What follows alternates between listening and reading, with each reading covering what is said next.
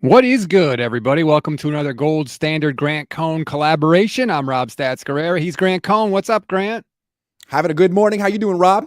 I'm doing great. We got a lot to get to on today's show. We're going to talk about the new quarterback the 49ers have added. We're going to look at their draft class and wonder if they've added enough talent this offseason. Plus, there's another example in the NFL I think the Niners should look at to model how they should treat their young quarterback. So I want to get to all of that. But before we do, I just want to give a shout out to all the new members on the channel. Thank you, everybody. We just started the memberships this week. So if you are so inclined, we would appreciate that. For $2.99 a month, you'll get priority comment response. You'll get custom emojis, membership badges, all that good stuff. Trying to get to the Grant Cohn YouTube empire level. Easy.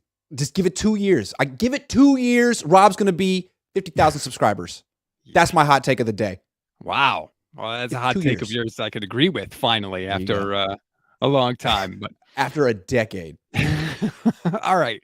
Let's get into it. The hot news of the day for the 49ers. They are adding another quarterback. That would be Brandon Allen, formerly of the Cincinnati Bengals. Tom Pelissero and Mike Garafolo had the report. Always thought that was a little weird. The tweet from Pelissero was, Brandon Allen is signing with the 49ers, sources tell me and Mike Garafolo. Why do they got to tell both of you? Just tell one. Like, do we really need both? That's just weird. Group chat? Was it a group chat? It must have been a group chat. Exactly. Just insiders, and then you just text everybody. Yeah. And the first thought that went through my head, Grant, is this is the kind of arm that you add when you're just adding a guy, right? A spare, essentially. This is not what Sam Darnold was. This is the kind of guy who has, 15 career games of experience, 9 career starts, and he's 30 years old. He's a camp arm. Yeah, he's Josh Johnson. I think he's like the least controversial quarterback you could bring in, because if they drafted a quarterback in round 5 or even 6 or 7, there'd be so much speculation, not just from like Niner fans, but national reporters like, what does this mean about Trey Lance or Brock Purdy's recovery? Like, there's so many different ways you could take it.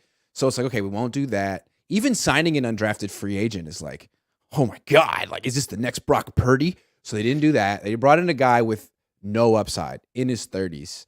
And it's pretty clear, like, hey, man, like, there's no future here for him. There's no future. He's not taking anyone's spot. He's just here for camp. So I think that's a good thing. He kind of knows the system, right? He comes from Cincinnati. Kyle Shanahan said they'd love to get a fourth arm after the draft. Also in the Pelissero tweet, it said, Allen helped mentor Joe Burrow in Cincinnati the past 3 years. It was all Allen. Maybe he did. I have no idea. That's fine.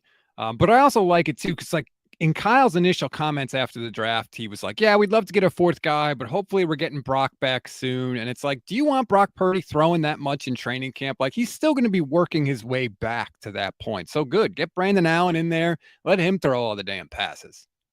Yeah, absolutely. I mean, actually, the way it works in these offseason practices is the third string quarterback doesn't really do much. Like, he's there to work with the running backs. The way it works is there's positional drills, and the tight ends and the wide receivers need to run routes and catch passes. So they will catch passes from the good quarterbacks or the guys high up on the depth chart, the guys who, you need to throw more like down the field. So Lance, Darnold, they'll be working with the tight ends and wide receivers. And then on the other field, the running backs need work too. So the guy who does all the handoffs, that's the third string quarterback. And it's like, honestly, a ball boy could do that. But I guess it'd be better to have an NFL quarterback, because sometimes you got to throw a check down pass or a swing pass too. So that's Brandon Allen's job here. Well, I mean, Brock was throwing those in the NFC Championship game with no UCL in his elbow. You wonder why he was so good at throwing those check down passes, because he was doing it all offseason. But you're right. This is like the only quarterback the Niners could have signed where I wouldn't have been like, oh my God, are they preparing for a Trey Lance trade? Like, this is nothing. And I'm Mr. Conspiracy Guy, according to everybody. And even I'm saying this is nothing. Yeah, Brandon Allen. There was a real bidding war for Brandon Allen. It seemed like they were trying to have like the most nondescript quarterback possible. I wonder if they give him Josh Johnson's number 17. It feels like it'd be fitting. I don't need to take a deep dive into this, but let me just say that Ronnie Bell choosing number 28 as a wide receiver, oh my God, is that a questionable start to a career? You know what that tells me? Practice squad. I mean, 20. Hey, buddy, we don't really have a wide receiver number for you. So if you make the team, we'll find one for you. Like, that's not going to, if he ever makes his team, that won't be his number. But he was like one of the last picks in the draft, practice squad. Yeah. I mean, he was number 8 at Michigan. There's no, obviously he's not getting that with the 49ers, but like, I dude, feel like those even final 3 picks in round 7 were kind of just like priority free agents. Like we get our first pick of the free agents. well, you know? John Lynch even said at 216, they were debating between D Winters and Jalen Graham. And then when Jalen Graham was there at the end, they were like, forget it. We'll just take both of them. Wow. They're so good at drafting linebackers. I think they're probably the best team in the league at drafting linebackers. So anytime they take one, I think that guy's going to be a contributor. Ronnie Bell and Braden Willis, they could work out, but they could probably also get cut and put on the practice squad. I don't think anyone's poaching Ronnie Bell from the 49ers. So you got options there. No disrespect to Ronnie Bell. It's just you were the 253rd pick in the draft. Right. How about Braden Willis? Oh, all these teams messed up on me. Like, okay, dude. Don't talk like that. I hope so, but yeah, like let's, Remember Leon O'Neal from last year? He was saying stuff like, he was like, I'm going to make the team. And he was an undrafted free agent safety. And he was one of the first guys they cut. Like, dude, this is a very serious veteran team. You can't just say you're going to take a vet's job. Like, you're going to take Ross Dwelly's job. You don't even know Ross Dwelly. A lot of people have tried to take Ross Dwelly's job and failed. So you better come correct all offseason because he will. Right. Well, we have a tendency to be like, oh yeah, Ross Dwelly, he stinks, whatever. But like he is the survivor. Right. Like the hierarchy of NFL rosters, like he's there for a reason. He's not just somebody. Yeah, exactly. He's a pro. Yeah. And he knows these guys are still learning. Exactly. Taking a look at the broader picture of the draft class and also the free agency class with the 49ers. You and I were texting earlier today, and I just said like the draft class to me looks like it's more about insulation or preparing for the future than it is about this year. Does it seem like that to you? I mean, I'll try to look at it from the Niners perspective. What they're saying is, look, our team is really stacked. And it is. Like, our team is super stacked. We have these late picks. We can't really expect any of these guys to contribute right away except for Jake Moody. So don't expect them to contribute right away. Draft for next year. And that's what they did last year too. So really the guys you should be looking at are Drake Jackson, Danny Gray, Sam Womack, or who, that whole Nick Zakelj, Spencer Burford. Those guys need to take big leaps. So, and that's a fair thing. I mean, there's a very real chance the Niners hit the ground running this year with Christian McCaffrey on the team week 1 and Elijah Mitchell healthy and just run the table. Like, this is a team that could go 15-2. 16-1. They really could do it with a bunch of different quarterbacks. And so I give them that respect. Like, you guys have a formula that works in the regular season. Your defense works. Your running game works. But are you going to get over the hump in the very end in the playoffs? Like, have you changed your formula at all? Like, do you have any? The right side of your offensive line still a problem. Don't know who your quarterback is. So it still feels like the same team, but it's a damn good team. And I understand how they're building it.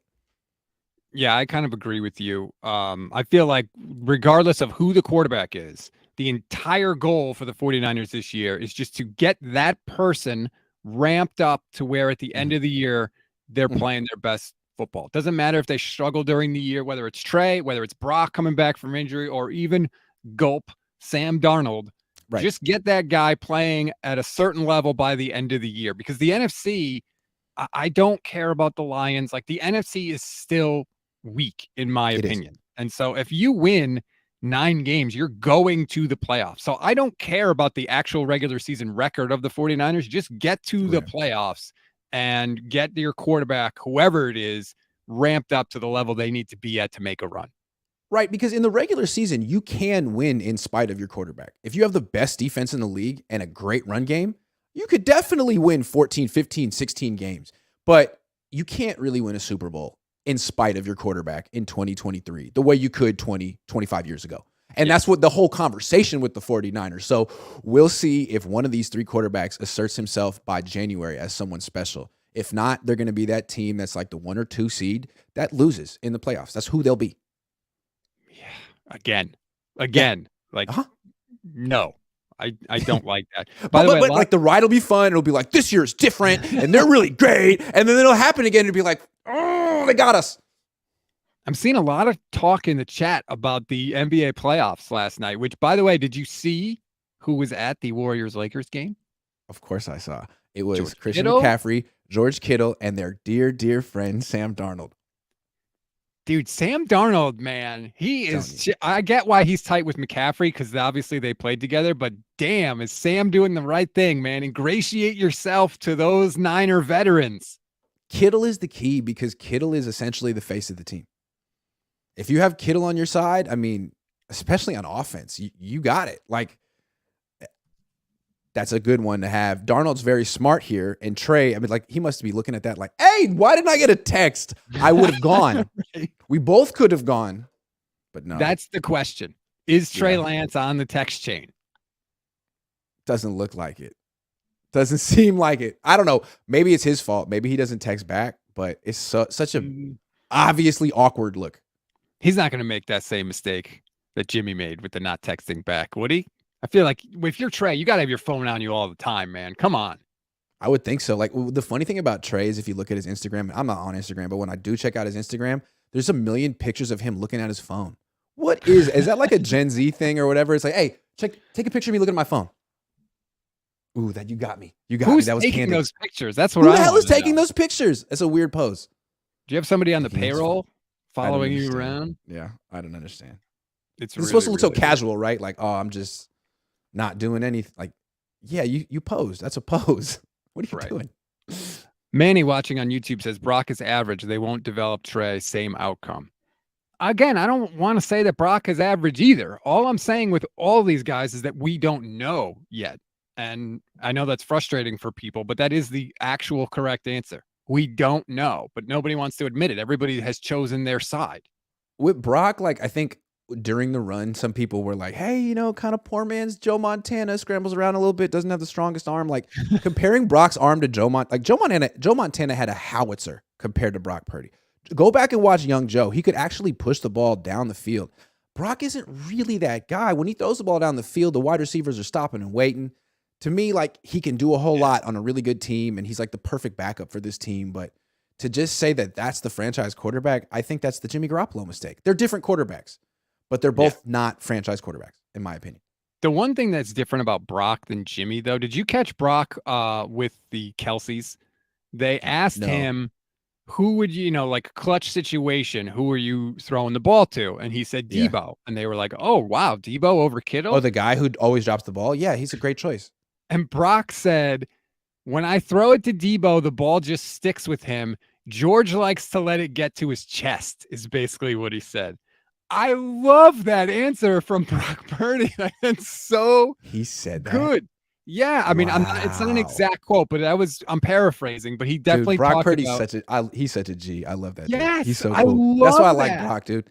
Because I feel like he just takes constant little public jabs at George Kittle, like me. And I think that's money. Because George, I feel like he could take it, Well, one, I don't think George is really going to, George will probably just see that and laugh at that. He'll but the point is, Brock's thought about it. Like, he's thought about it, he's recognized it, and he said it on the pod, which is great. Like, you need he is not afraid of being the leader and the quarterback and the sheriff of the offense. And I love that. It's a very smart, savvy thing to say, because it's sort of like challenging your tight end to be better.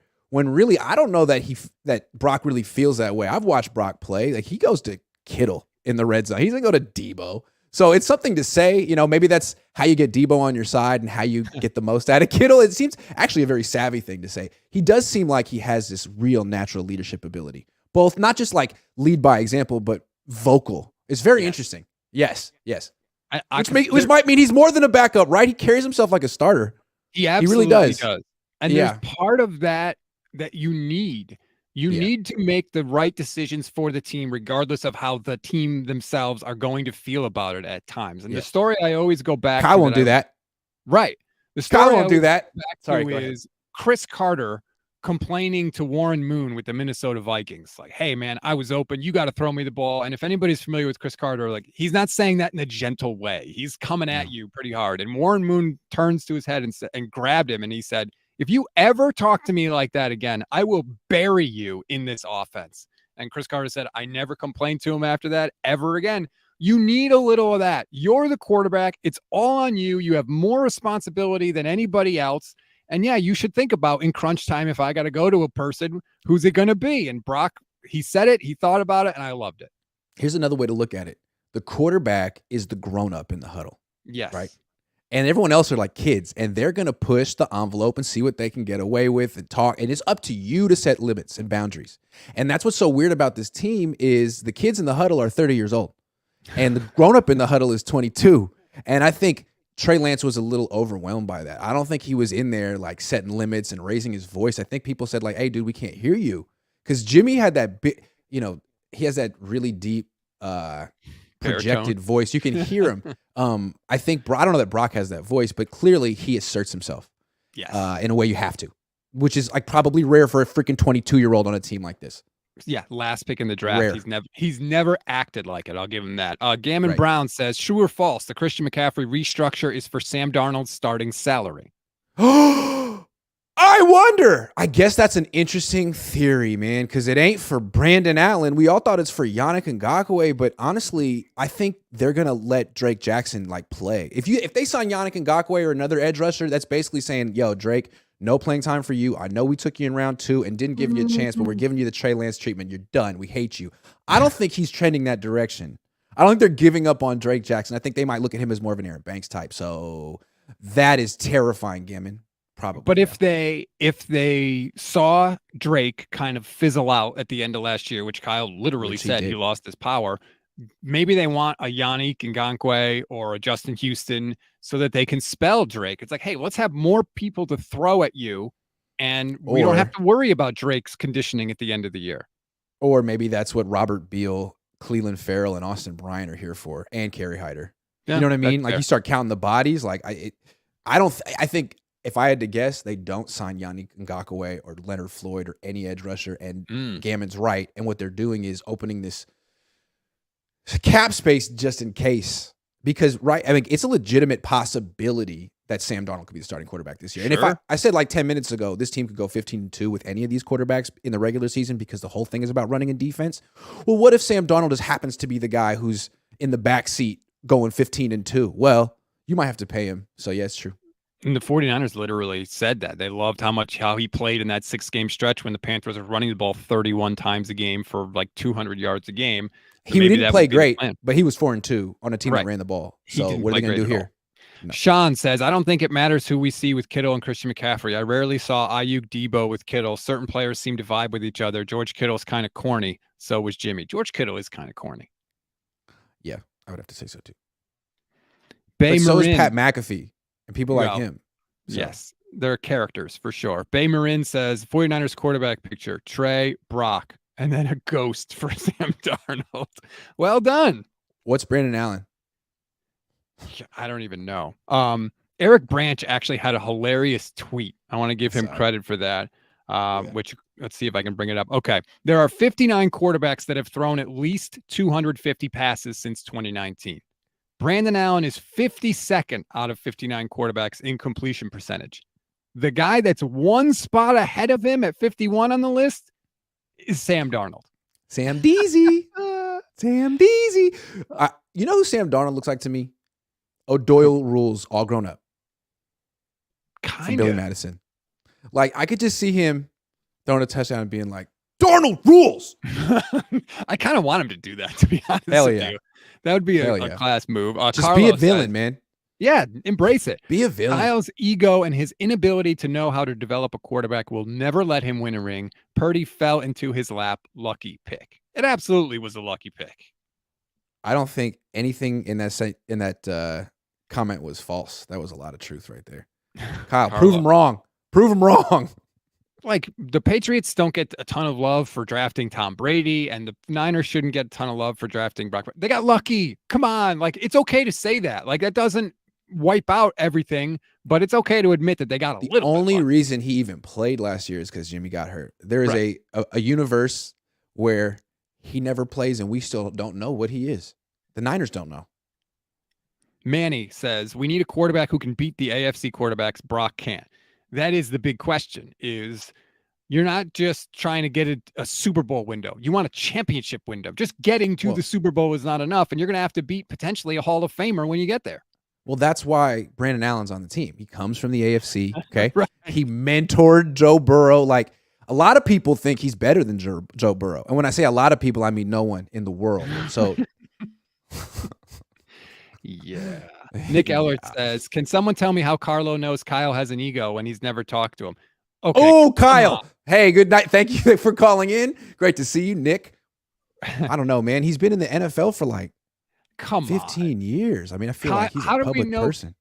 How do we know Kyle has an ego? When they asked him about the quarterback injuries, did you see his response? Remember? Oh, I'm sorry that Josh Johnson got hurt, got a concussion. Like, he's got an ego.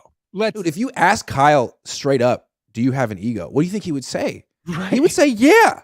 I think most coaches do. I would think so too. He doesn't have to.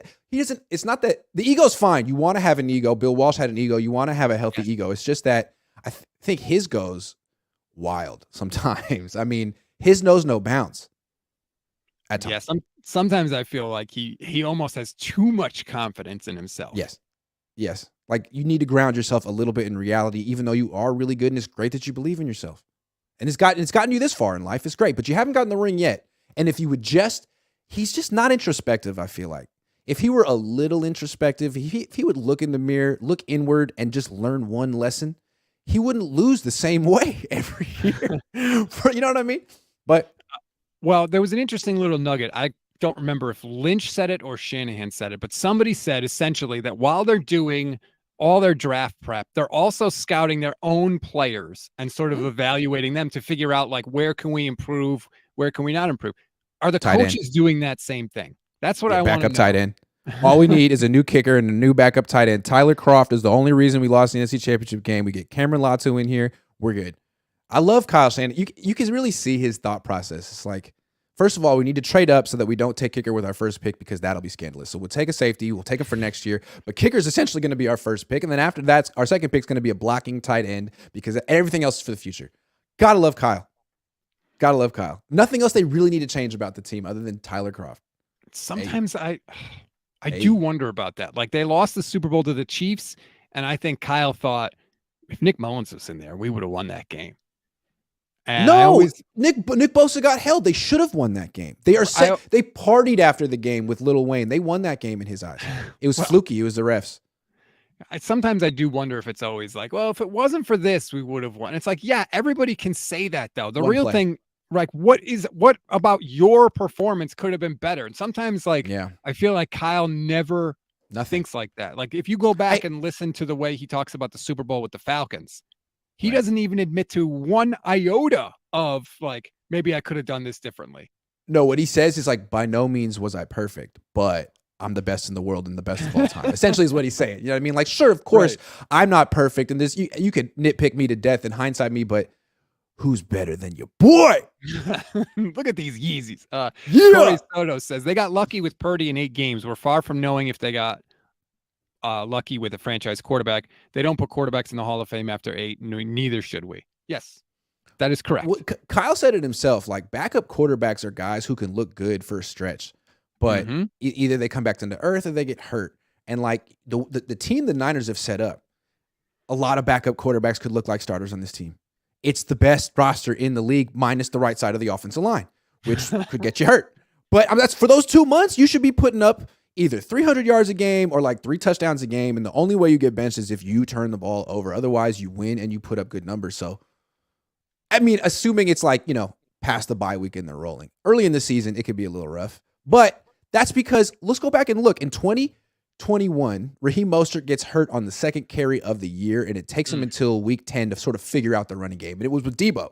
Last year, Mitchell goes down right away, and it sort of takes them until they trade for Christian McCaffrey to figure out the run game, and then they get rolling. This year, they have a ton of running backs. Yeah. Assuming Christian McCaffrey and Elijah Mitchell don't fall apart week 1, this isn't a team that should start 3-5. This is a team that should start freaking 5-0. Last year, they should have started 5-0. So, they started 8-0 in 2019. They have the capability to do that. Yes. They absolutely do. And they've talked about how they need to get off to a faster start. So it's not even like, they've acknowledged this. There was one line, I think it was Troy Aikman. It was in the first Rams game. It was right before Debo had that amazing, 50-yard catch and run for a touchdown. Troy Aikman said that Kyle Shanahan told them he doubts he has the running backs in the room to play the kind of running game that they wanted to play. And then sure enough, what happens? They trade for Christian McCaffrey a few weeks later. So, but I think your point is a good one. And hopefully, like you said, with the stable of people they have now, they can avoid that. Let's just count it real quick. So you got Christian McCaffrey, Elijah Mitchell, Jordan Mason, Deebo Samuel. You still have Ty Davis Price. I guess we're not writing him off yet. Let's see what he has in year 2. But they also brought in this Kalen LeBourne guy. If you don't know who he is, he's an undrafted free agent who was like the number 1 running back recruit coming out of high school. He had some injury issues. There was a pandemic. He's 25 years old. But last year, he freaking killed it at Marshall. He ran a 4.4. He looks a lot like...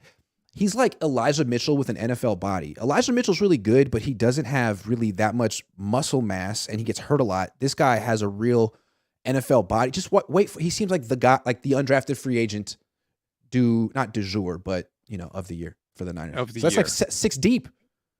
6 deep. They're gonna need it. I'm obsessed with this Jack Coletto from Oregon State, the guy that plays like 85 positions. Like, what the hell is this guy gonna do? I love Kyle Shanahan. Like, he always wants people who aren't running backs who can play running back, and who aren't quarterbacks who can throw, because those little things make him look so smart, right? And I think that's kind of why he doesn't really splurge. Well, he doesn't really think much about the right side of the offensive line, like the right guard and the right tackle. There's not much he can do with him. You can't throw, you can't run the ball, you can't make me look smart. So just don't make me look dumb and play well enough. And if you get thrown in the air like Mike McGlinchey, you're just making yourself look bad. Sorry. Like, I look smart that I can win with you. Actually, that's what it is. Yeah. You can't tell me there's not a little part of Kyle Shanahan that's like, hey, Jack Coletto played a lot of quarterback. Let's keep him on the practice squad. And God help us if we ever need him in a playoff game. Let's just put him on the active roster just in case the crap hits the fan again. And it won't be Christian McCaffrey trying to put the quarterback helmet on and read the plays off the wristband. Dude, if Kyle Shanahan ever gets in a game where he goes through all of his quarterbacks, he'd be like the only head coach ever that did that more than once. You'd have to say, dude, it's your fault at this point. So I don't think he should be preparing for that. Chris, watching on YouTube, says, you can tell who the idiots are when they say Brock got lucky for 8 games. There's no such thing. A couple of games, maybe like Cooper Rush, but 8 games in a row shows you have skill and potential. Okay. Hey. No, it doesn't. Didn't they say that about Jimmy at one point, though? I mean, right. He won 7 in a row. He won his first 2 with the Patriots. He won 5 with the Niners. What's 7 in a row? What's the difference? In the 8th? Yeah, I mean, so I don't know. I think we should probably slow our roll. Like, trust our eyes. He's on the best team in the league. He's physically limited. He doesn't throw the ball downfield that much. He got hurt twice. Like, I think there's more to see. Exactly. And you're not like crapping on Brock Purdy if you just say, hey, I want to see more before I decide. Like, that's not slanderous. Like, what are we doing? Like, let's not get rid of Trey Lance. Let's not just shut down the whole quarterback competition. Let's not give Brock Purdy an extension. I know he's not due for one yet, but like, let's not pretend he's proven something he hasn't. You got to keep. I mean, Jimmy had to go because he'd proven he's not the guy. But Trey, Brock, and Sam. I mean, there's enough mystery for them to all be here and for them to all, compete against each other. Sean, watching on YouTube, says, Grant, Kyle could have 10 running backs and still only use 1. So it's true. A good point. He really does. But I think a big thing for Kyle this year is don't wear down Christian McCaffrey in the regular season, because you do that to all of your running backs. Like your dad did to Terrell Davis. Like, please stop doing this to running backs. Yeah, I don't know why he doesn't use more than 1 in a game, really, unless he has to, because that guy gets injured. He just does not rotate them, and it's really, really weird. It's strange because he's such a genius. You know what I mean? You think like people use rotations. It's not that wild. And he has the running backs to do it. Like, if he actually used a rotation, could you imagine? Right. I mean, because really McCaffrey isn't built for more than 12 to 15. He doesn't need to carry the ball more than 15 times. Look at him. You're also going to throw the ball to him 5 to 8 times. That's the so thing. Just cap him at 15. Give 10 to Mitchell. 5 to. I mean, that's so obvious. Let's see if he does it. Josh, watching on YouTube, says the Raiders added Mayer at 34, the best tight end in the draft, to go with Adams and Jacobs. If Jimmy Garoppolo makes the Pro Bowl, does the Kyle genius narrative fall apart?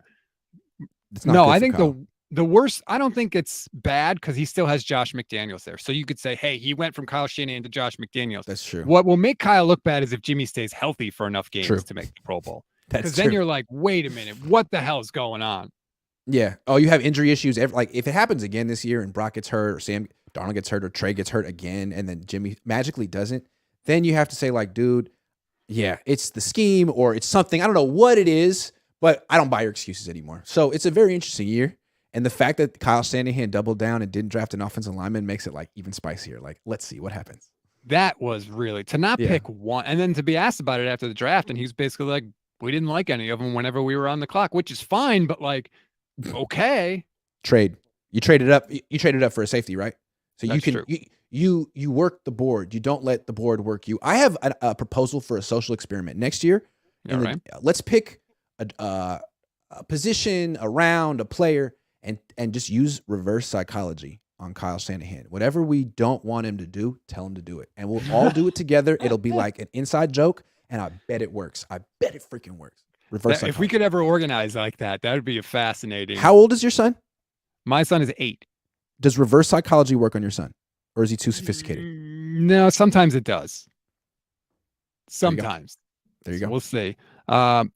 Mansa watching on YouTube was Sam Darnold in Cabo. I don't think they've taken the Cabo trip yet, but I will be, if he goes to Cabo, like, oh man, you better believe I'll be talking about that. He seems like the kind of guy who's just in Cabo by himself. Like he just has a second house in Cabo. How could he not be in Cabo? Cabo's his middle name. Look at him. He's from San Clemente. He has a Cabo vibe, a Cabo state of mind. So there are league meetings coming up later this month. Actually, the 22nd. It's the same day that OTAs start. You're not obviously going to be at the league meetings. Jed will be there. I would love for the next time you get the chance to talk to Jed, just ask him like, Jed, do you really think paying for certain players to go to Cabo is a good look?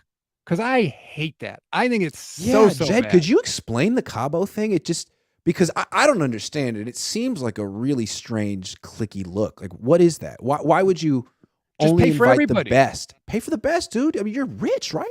It'll make you look great. This doesn't make you look good. I don't think it. I think it's a bad look, and I would understand if other players in that locker room did not like it and were like, "Why didn't I get invited? Are you giving extra weight to things that those guys say?" Like, it's just not good. It is not good. To be fair, Eddie did the same thing in the early 80s. He would take Joe, from what I heard, I mean, I wasn't alive. My dad take Joe, Dwight, Ronnie to Vegas and sort of bankroll them at the tables. But Bill Walsh wasn't there. Like, I think for Kyle to be there, like he's one of the guys, it's strange. Again, I'm going to use the parent-kid metaphor. Mm-hmm. Like, Kyle's supposed to be the parent, but he's like the parent whose kids call him by his first name. And to me, like, dad. I don't like that. To me, it's like, okay, you don't demand respect from your kids. Like, you're going to let them talk to you like that. It's uncomfortable, but they're not his kids and obviously, but he's the cool dad. Right. And I feel like those guys kind of take advantage. Like, hey, if I go to Cabo, I might get that contract. Like, I'm going to Cabo. I'm laughing at those jokes, man. I'm playing catch with Kyle. It's just a weird. I've never heard of that with any other coach and their players. Like, I cannot think of, and I don't know, maybe McVay's doing it. I know McVay also goes down there. I don't know. Maybe there are other coaches doing that. I want to put that out there, but it is a weird. All I know weird look. is that Darnold is friends with McCaffrey. Now Darnold's on the team. Cam Latu went to tight end U or whatever with George Kittle. Now Cam Latu's on the team, man. It seems like if you got like an inroad with the Cabo clique, like you just might get a contract with the 49ers. It's such a family. I love how they take care of each other. It's great. 187 says Trey is not invited to Cabo. He hasn't been so far. That's one thing we know for sure. You know, if he got invited and he went, though, there'd be people like, why isn't he working on his throwing motion? True. Maybe Trey's more of a Cancun guy. Maybe he prefers Miami. That's true. Yeah. I don't know. Yeah. Maybe it's too dry in Cabo. It's very dry in Baja California. Speaking of Trey Lance, there was one thing I wanted to get to, and that is I'm fascinated by the Colts and Anthony Richardson because I feel like they essentially drafted Trey Lance. Correct. I was looking at it this morning.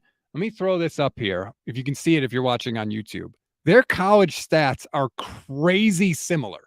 Correct. Trey had 17 starts. Richardson had 13. Trey had 318 pass attempts. Richardson had 347. Trey had That's a better.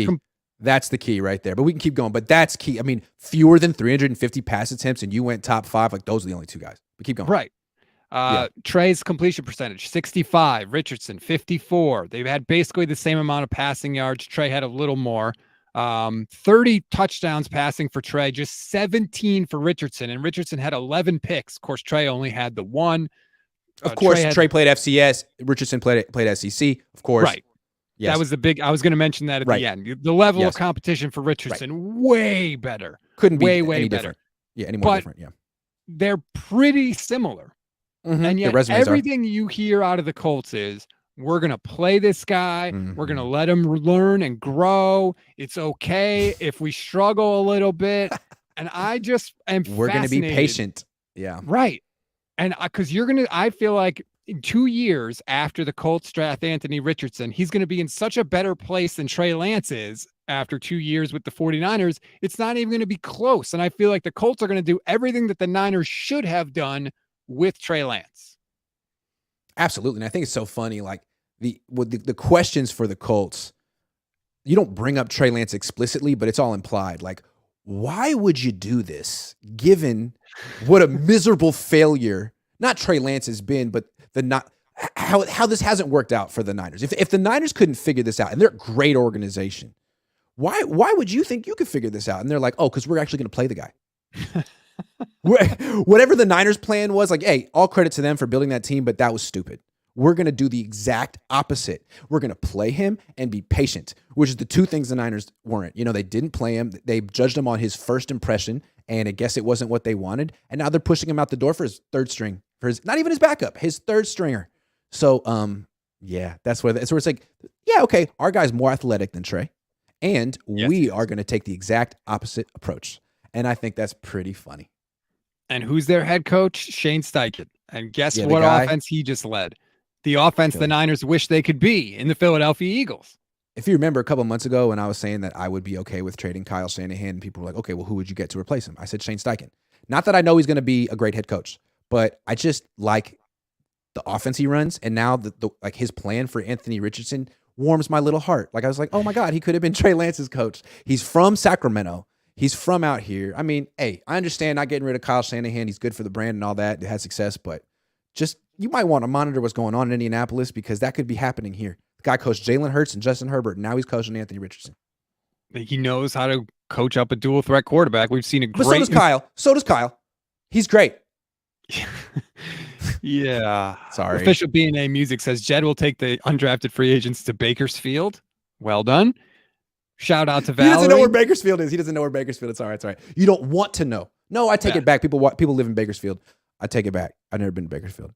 New member on the channel, Valerie. Thank you very much. She says, I enjoy the takes from both of you. Everything is not always rosy in Santa Clara. No, it is. If you go there, it's rare so many roses. It's rare that we both get compliments. I know. It's usually just you. Well, no, unless they want to insult me and then they say I'm the baby Cohn. How do you feel about that? Nice. That's not nice. That's not nice. So, also, yeah, it's actually kind of nice. I'm going to be fascinated by what the Niners do with Trey Lance this year and what the Colts do with Anthony Richardson, because I think that they're going to have the right approach. And I know everyone's going to say, well, Super Bowl window. The truth is, if you don't have a quarterback, you don't have a championship window. You have a maybe we can get to the Super Bowl window, but you don't have a win the Super Bowl window. And that's the whole point of this damn thing. Also, if you take a quarterback like Richardson or Lance, and your plan is to sit him and get him ready on the bench because your team is too good, like you should never take that guy. Like that's what that plan doesn't work. So the Niners never should have taken Trey Lance. If you didn't, because the book on him, it even says it on his NFL.com profile, like a personnel executive for an AFC team said he needs an offense tailored to what he does best, and you have to be really patient with him. The Niners didn't have the patience. You had to be patient. They were like, no. He's going to be ready right away. No, absolutely not. 317 throws. No. And the Colts aren't saying that Richardson's going to be ready right away. They're saying, it's okay. It's okay. We're committed to this. We're going to trust the process. We're going to be patient. It's like, okay, well, he does have a chance then. He really does. I can't wait to see Borno. I just want to see him because he's an athletic freak. Like, oh my yeah, like insane. Like you said, he's a better athlete than Trey Lance. That's not a knock on Lance. Richardson's just incredible. It's an underselling of Richardson too. Like he's the best athlete I think there's probably ever been at the quarterback position. It doesn't mean he's going to be a good quarterback, but he has more to work with than I think anyone ever at the position. That's a crazy thing to think about, but Yep. we'll see if it all works out. Yep. That was everything on my list, Grant. I feel like we finished up early this week. What's going on? I don't Are know. we There off aren't our that many game? super chats today. I think people may be having a little draft fatigue. They've, sort of digested all of the new players, and now they're sort of looking forward. And we got rookie mini camp next week, and then OTAs in a couple weeks. And I think people want to see a training camp, an OTA report. What happened with Lance throwing, Darnold throwing? What did it look like? I think people are ready for that. And we're about 2-3 weeks away. The rookie minicamp, every kick that Moody makes is going to be like, he's got to make every one. I was joking the other day. I said the only two people that have to be perfect in their jobs are barbers and surgeons. Well, guess what? Jake Moody's going to have to be perfect in round 3. If he misses a kick, especially like his first kick in rookie minicamp, like people are going to lose their minds. If he misses like a few kicks into practice, it'll be national news. That's the thing. Like, the reason I think Roberto Aguayo kind of crumbled, I don't know much about him, but when you get taken that high, like, everyone laughs. And then the whole football world is waiting for you to mess up so they can laugh and say, see, it was dumb. It was dumb. Like, no one wants to change. Everyone's already made up their mind that Jake Moody pick was super dumb. Like, every fan from every other team and a lot of Niner fans and a lot of pundits. So he misses one, like, no, everyone's going to notice. No one's going to miss it. Everyone's going to talk about it. You're on basically Cowboys West. You're on a very high-profile team with a lot of drama and media scrutiny. Like, you are going to get nitpicked to death. So you better be Robbie Gould out of the gate or better. And then it's like, okay, well, can he take a deep breath and just say, hey, you know what? Like, I'll adjust. I'll get to it. No, because Zane Gonzalez is also there. It's just like the quarterbacks. Like, Trey never had the deck cleared for him because Jimmy was always there. It's the same damn thing, man. It's a good point, man. Hey, if you mess up, you miss a couple kicks, we don't really have the time because we're a win now team. So you better be. Hey, Robbie Gould's your mentor. He's been talking you up. Hey, you better show some results right away. No pressure though, buddy. It's a weird. I don't like how they do that sometimes. Like, damn, man, just let somebody live for a little bit. Also, I think it might be a little bit of a comment on how they build their team. They build their team backwards. They don't get the quarterback first. They don't get the offensive line first. They build everything else, and then they want to insert the quarterback last. And they think that's the right way to do it. But it just is so hard because he has to be ready right away. He can't improve. You have to win right away. And, Joe Montana didn't, Steve Young didn't. A lot of times these great quarterbacks take a little bit of time, and the Niners don't have that time. So they keep kind of settling for backups who look good right away, but get hurt, can't sustain it. And, it's interesting. Steve Young just had a tweet 13 hours ago. It says 3-16 record as a starter, 11 touchdowns, 21 interceptions, sacked a franchise record 47 times in 1986. Push through adversity. You never know what's on the other side. And it's a video of him in Tampa Bay playing with the Buccaneers, which is still one of the weirdest looking things to ever see. But like Steve Young literally just put that video out and was like, hey, have some patience. And we'll see. Trenton says, any chance Trey can win the starting job? If the Niners have patience with him, I think they can, but I don't know if they will. I would think that he absolutely can win the starting job. Sam Darnold isn't good. Brandon Allen isn't good. We don't know about Trey. It's possible that Trey isn't good, but we don't know that. It's been 4 starts. I actually think he can be good.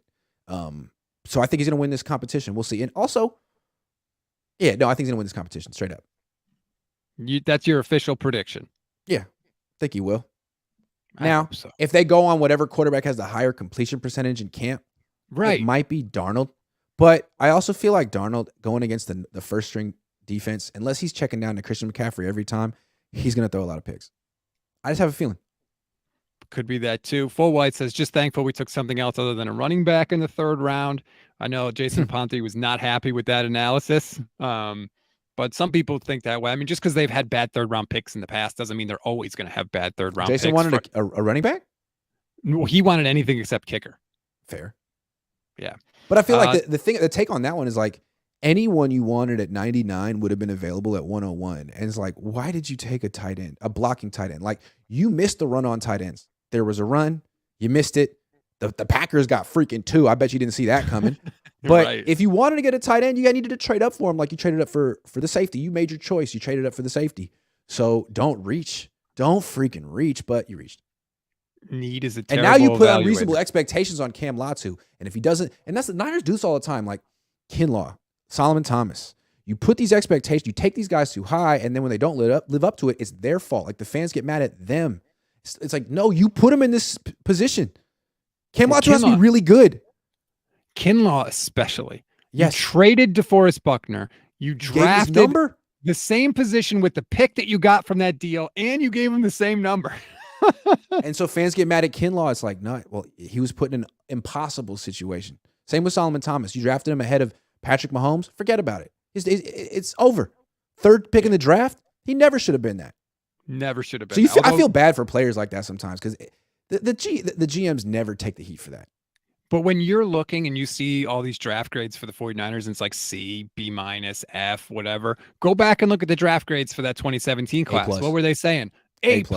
Solomon Thomas and Reuben Foster. Great job by the 49ers. Peter King, I think, was in the draft room that year. He wrote up like a whole thing. So, like, don't stress about the draft grades this year. Sure. Timothy Glander says, how long until a true rebuild? They won't. I think the way they're sort of set up is to never do that. Yeah. They're not going to, they love being in the mix. They have a formula to stay in the mix. Do they have a formula to get over the hump? We'll see. That's a good point. I do think that they'll never have to totally tear it down. I think Kyle is too good on offense to where like they're never going to be just putrid, pathetic, like have to rip it out to the studs. But the question also, they're never going to mortgage their future the way the Rams did. They're never going to do that. They came kind of close. Yeah, but they have this. I mean, they have this formula to get these comp picks. I think they're always sort of looking at the future and the present at the same time. You've never seen them just be like, you know what? Yeah. I mean, they've given up a lot of first round picks, but they're so bad at drafting in rounds 1, 2, and 3 anyway. So like, who cares? That's the thing, though. If you can make those good picks in the later rounds, which they can, it doesn't matter if you don't have those picks. Warren Sharp actually had a good tweet yesterday. I think it was yesterday. And it was all about the 5th-year option and how teams have been with either re-signing those first-round draft picks or picking up their 5th-year option. The 49ers had picked up 7 of 13 5th-year options, which started in 2011, which was 53%, something like that. That's okay, but then when you see they traded those first-round picks, like to me, that makes me feel a little better about the picks they gave up because it's like most of the time, or at least half the time, they weren't re-signing those guys anyway, so how good were they? True. And that 5th-year option can be very expensive. So maybe, I mean, for some positions, maybe you want that, like quarterback.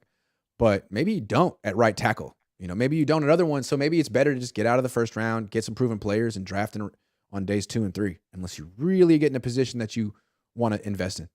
You wanted to hear a crazy statistic that I noticed out of that? Yes. How many 5th-year options do you think the Seattle Seahawks have picked up?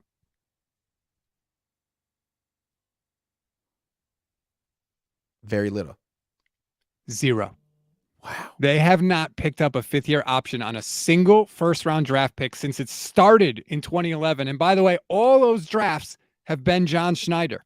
So before we go chirping about how great the Seahawks draft was. Is it because they don't like giving out 5th-year options, or is it because they're bad at drafting in round 1? Probably that one. I think it's bad. They're bad at drafting in round 1. Right. Yeah. They haven't not won since 2011. Holy hell.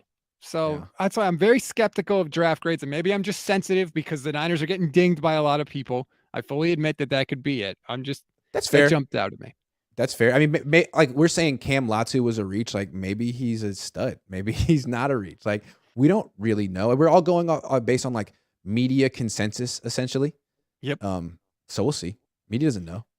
Corey Soto, people talk about the great Purdy story, but what about the Lance story if he takes the starting job back and keeps it? Talk about fighting the tide. I have thought this for a long time, that if Trey does play and plays well, let's say he wins the job and just keeps it, right? Because he's tearing the hell out of everybody. Stories are going to come out, and it's going to be, you don't understand how close Trey Lance was to getting traded in the offseason. They were talking about trades in the comment. When people feel safe, that's when they reveal stuff like that. So if he comes out and kills it, I guarantee you'll see a story about 1, how many teams are after him, and 2, how close he was to getting dealt.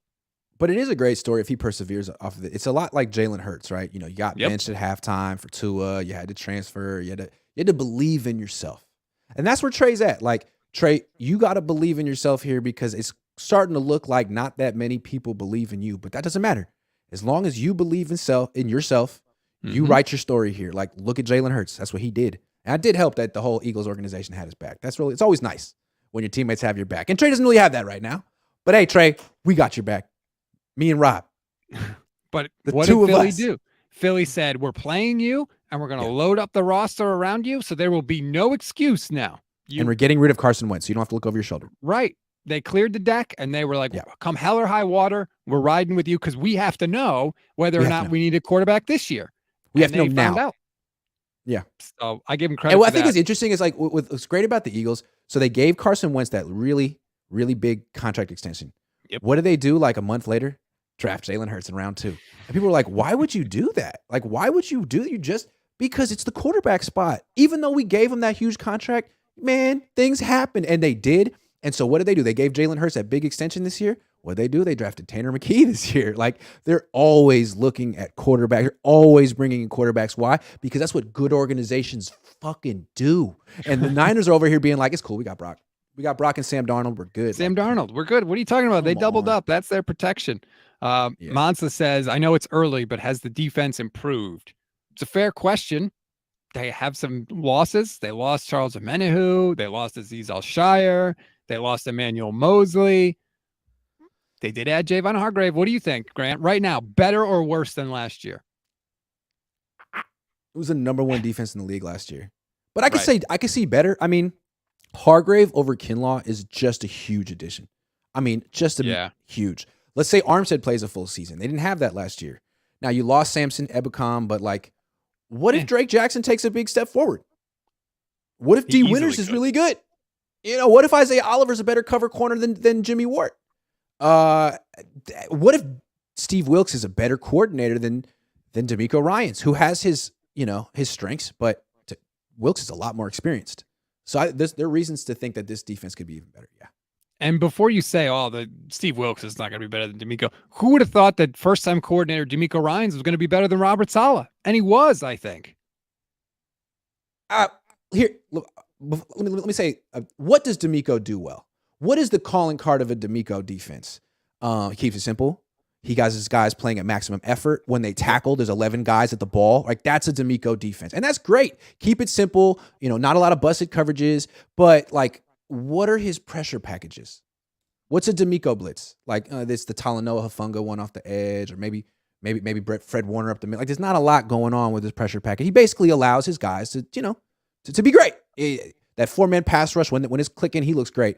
But to me, Saleh actually had some very intricate pressure packages, and he had a top 5 defense without Bosa. And I feel like Wilkes is known for his pressures. So I'm curious to see if he can add a little bit to a defense that's great, but also very vanilla. That's fair, I guess. Yeah. I think your point about Armstead is a good one too. They got 0 regular season sacks out of Eric Armstead last year. 0. Yeah. Now, but he killed it in the up. Yeah, exactly. So yes, he can do it. He can do it if he's healthy. But I'm saying, like, I would assume he's going to be better just from that, just because he's a better player than that. So if he's healthy, he'll be better. That's an improvement there. Javon Hargrave, like you said, that's an improvement. I think you kind of poo-pooed it earlier. I think Jair Brown could start. I think it could be Brown and Hufanga out of the gate. I wouldn't be stunned if that happened. I just felt like, man, Tashawn Gibson was so good last year. Like, that's the last guy you need to necessarily bench. But hey, if Jair Brown takes his job, respect, because that's a really good pro that you just beat out. But like, it's not going to be easy. I was thinking, man, you trade up for a guy like I bet you could find someone who could take Colt McKivit's job. But Tashawn Gibson, he was arguably better than Huff last year. Statistically, he was. Yeah, he gave up like 1 touchdown. Came right to him though. True. What I would say is Huff sometimes does too much, and it can lead to big plays. It can also lead to touchdowns. I think he gave up like 4 or 5 touchdowns. Gip just kind of plays his position. He's in the right spot, and when the ball comes to him, he doesn't miss. Unlike, he doesn't miss. Tart. Yeah, he doesn't miss. Yeah. Manny says we won't get a bowl until Kyle and Lynch are gone. I wouldn't say that. I'm not also willing to go. Let me stick with Tashawn Gibson real quick, because that's someone no one ever talks about. He's been in the league since 2012. He has 32 picks in his career. Like he's been doing this, and he's the kind of guy that's like, yeah, man, you can push him off your team. You can call him a practice squad guy, but if he's on the practice field, he's gonna be a real tough guy to beat out. He's a competitor. He's really good. Well, and that's what I think the Niners have done with their safeties is Yeah. they have prioritized guys that are around the ball and make plays on the ball. Jair Brown had 10 picks over his last 2 years in college. He's the only player in the country that can say that. And it's the same thing with Hufanga. Like, yeah, you're right. Sometimes he does too much and gets into trouble, but he also makes game-changing plays. And I think that they are going from two safeties in Ward and Tart that didn't give up big plays, but didn't make game-changing plays. And they are switching it now to, we need dudes that can change the game. And I think Brown and Hufanga are similar kind of instinctive players in that way. Yeah, it's about time. Nothing against Jimmy Ward and Tart. Those guys are great players. And they have their definite, like, two really sound players, great athletes, guys who can cover man-to-man tackle. Like, that's great skill sets. But now the Niners have gone for like a total 180. Like, we don't really care about 4.4 speed at safety. Right. We just want guys who are legit playmakers and have ball skills. And, that wasn't Ward and Tart. Like, that's Huff and Gibson. And that's what Brown is too. So now you got three guys like that. Beautiful. And I'm sure like there are, a lot of packages where you could have Brown at nickel. Yes. You know what I mean? Or you could do, or whatever. You could have him at linebacker, whatever. And that would be pretty intriguing too. Yeah, you could use Brown almost kind of similar to the way they used Hufanga in his rookie year, where he would just kind of like appear and you didn't know if he was like on third down and like a dime package or whatever. Yeah, absolutely. That'd be great. Yeah, absolutely. Let's sneak one more in here. Carlo says, I don't know how to say this guy's name. How do you say this running back's name? Kalen. I believe it's Kalen LeBourne. LeBourne. Okay. Yeah. Will Kalen LeBourne make the team and will Ambry get cut? I think Ambry's in trouble. I think Ambry's in major trouble. I thought he was in trouble last year. When a new D coordinator comes in, he's got no allegiances. He's looking at everyone. He has his own opinion on every single player that he may have different feelings than D'Amico did. So they drafted Darrell Luter Jr. They signed Isaiah Oliver. Like, it's not looking good for you, Ambry. So, hey, he'll have all of the offseason to show something. But if he hasn't shown that he's like put together an NFL body and that he's tough and that you're out. You're out. So, they're not going to wait on you. Will he make the team? I mean, he has a good of a shot. I mean, Jordan Mason did it last year. So he could. He absolutely could. Is it running back 4? We'll see what happens. And if he doesn't, he'll be on the practice squad. He'll make it eventually. Is the way I look at it. I think they've shown, like, if you're a running back and you show out, like, they're keeping you. They'll keep you. There's no development there. There's no development there. Like Trey Sermon, you weren't exactly what we thought you were. You're gone. Ty Davis Price, you got to start right now. He could be cut right now. Absolutely. Yep. All right, let's sneak in this last one here. Jeffrey says, Trey is used to the pressure by now. He will ball out and show why we drafted him so early. Is he used to the pressure, though? I mean, I don't know what he's used to, man. Right. He went to a program in North Dakota State. They just rolled everybody. Yep. That's a good point. It's a really good point. Now he's got to go against Sam Darnold, who's just lost and lost and lost, except for the last 6 games. Did you know that in the last 6 games, Sam Darnold won 4 of them? He had a complete career renaissance. You should look that up because no one really talks about it. Yeah, no. And one of those games, he threw for like 34 yards, but no touchdowns and 2 picks, but they won. So we should include it in that 6 game. We should definitely mention it when we talk about how well he's right. Played. When Sam Darnold goes 5 for 15 for 34 yards and 2 picks and 3 fumbles, like that's being a gritty gamer. If Trey Lance were to do that. Right. If Trey Lance had half as many interceptions and fumbles as Sam Darnold had, he'd be off the team by now. But why do you think the Panthers ran for so many yards down the stretch? It's because Sam Darnold motivated them to. He got in the huddle and he was like, okay, we're running the ball. I want you to break tackles and gain a lot of yards. And they were like, oh, got it. And then they did. And they were like, Sam, thank you for the advice and the motivation. And plus they were like, if we lose, who cares? We'll get a better draft pick anyway. So it was like, God, I don't know. I want to just get to something on the field where the cream can hopefully rise to the top, and then we can put all this foolishness behind us. I just think it's funny that the Niners went to Carolina last year and they were kind of struggling, and Kyle was on the sideline. He was like, "Man, if I just had like 5 players and 1 coach from that team, we'd be set." And then he did it. Like the Panthers missing pieces was what the Niners needed, and they got him. That's the gold mine that they had to mine, for lack of a Carolina. better word. Who knew? Who knew? Well, Kyle can see it though because he's a genius. A genius. A genius. By the way, Trey Lance's 23rd birthday coming up next week on Tuesday. It'd be interesting. Let's see if the Niners even acknowledge it. I'll be fascinated by that. They might not. Really a great question. I don't know that they will. They didn't want to acknowledge him before the draft until people started pointing it out on Twitter. So who knows? But like you said, OTA is coming up later this month as well. So we'll have some interesting little things to digest. And the schedule comes out May 11th, which I cannot wait for. I am fascinated to break that down. 15-2. I haven't even seen the schedule yet. 15-2, 16-1. I can't decide yet. Haven't made up my mind. Not sure about that, but we'll see. But there are plenty of things to look forward to here. So please like and subscribe to both YouTube channels, to Grant's YouTube channel, to the Gold Standard Podcast Network YouTube channel as well. If you can follow Grant on Twitter at Grant Cohn, you can follow me at Stats on Fire. Grant, I know you're going to be doing like 8 more shows the rest of the day. What do you have coming up? 11 o'clock with Jose, the All 49ers show, and then late night, real late night, 6 o'clock Pacific, 49ers After Dark, where me and Jesse get just a little spicy. Oh, there you go. Yeah. All right. So make sure you tune in for those. What about me? Being a Nothing. Dad. Being looking for a job the rest of the week because I've been scuffling here since January, but we'll figure that out. Anyway, thank you for watching, everybody. Thanks for all the super chat. Shout out to all the new members on the YouTube channel. We appreciate you, and we'll be back next week.